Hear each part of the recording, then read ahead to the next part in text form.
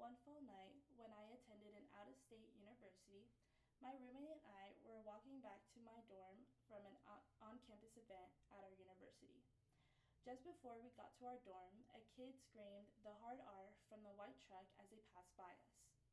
According to the Penn State Student Affairs, their article, The Relationship Between Experiences of Discrimination and Presenting Distress, states, according to data from National College Health Assessment, 7.9 of students experience discrimination, and this rate is even higher in students who identify with minority identities. Being discriminated against is an everyday occurrence with little to no action being called upon to put a stop to it.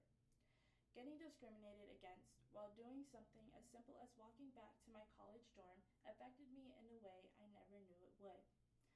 My roommate and I are not the only people who have been discriminated against on their college campus, and we will not be the last until action is made. Every day, students are being discriminated against at their college campuses, and universities fail to take responsibility as well as to take action on these situations. Because being discriminated against affects the mental health of students involved. The Center of Collegiate Mental Health state in their article, Center for Collegiate Mental Health 2023 Annual Report, published on the American Council of Education, that college students who have experienced discrimination are more likely to report high levels of distress, social isolation, and suicidal ideation than their peers. It has been reported that students who have been discriminated against at their college universities are more likely to utilize their college counseling centers, as well as being most likely to experience anxiety and mental health problems. Being discriminated against affects the school life of students. Not only does being discriminated against affect the mental health of students affected, it also affects the academic success of a student's school life. Oppression within university and college campuses can impact participation within classes as well as a student's learning experience. This happens mainly within students in minority groups. Now that I talked about the problem, let's look at the solution. The United States federal government should pass the Student Protection and University Accountability Act of 2026. This bill is published by GovTrack.us and sponsored by Representative Elise Stefanik, a member of the Republican Party. The bill focuses on the action college and universities would enforce in their schools to hold those students and the schools accountable. The bill states, with respect to public awareness campaign materials created and distributed by the Office for Civil Rights of the Department of Education relating to protections for individuals under the Title VI of Civil Rights Act of 1964, display and publish such materials.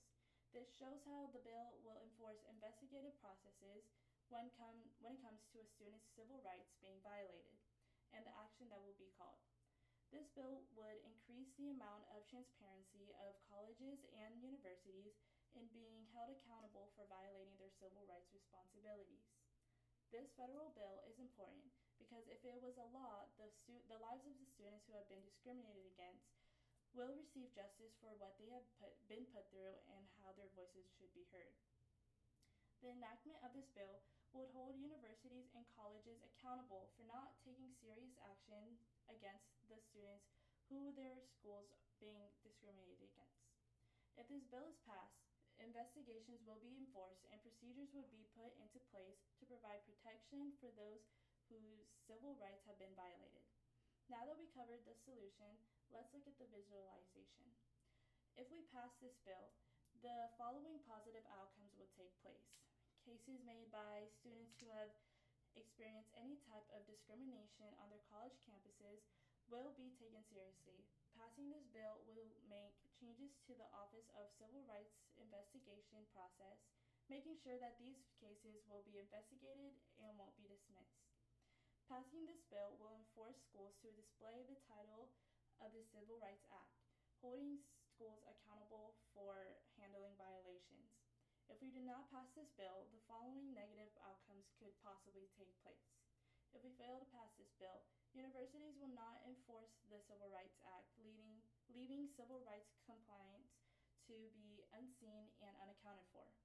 The Orthodox Union Advocacy Center of Washington, D.C.'s article titled Orthodox Union Advocacy Center endorses Student Protection and University Accountability Act. It states, creates requirements for congressional briefings of Department of Education investigations into the title violations. Based on this, the bill will enforce schools to have investigations on civil rights violations. Now that we covered the visualization, let's turn our attention to the action step. In order to make this bill a law, we must contact our Congressional Senator Alex Padilla. One way of contacting our congressional representative is by his website, www.padilla.senate.gov, and clicking Contact, and then clicking Write to Alex to get in touch with him and his staff. Another way of contacting him is by calling one of his offices, one being in Fresno, California, with the number 559-497-5109. To wrap up my speech, today we focus on how the United States federal government should pass the Student Protection and University Accountability Act of 2026. Being discriminated against in an environment students deserve to feel safe in plays an effect on their mental health as well as their overall performance in school. Passing this bill could change the lives of many college campuses by making a safer environment as well as making sure students' voices are being heard. Thank you.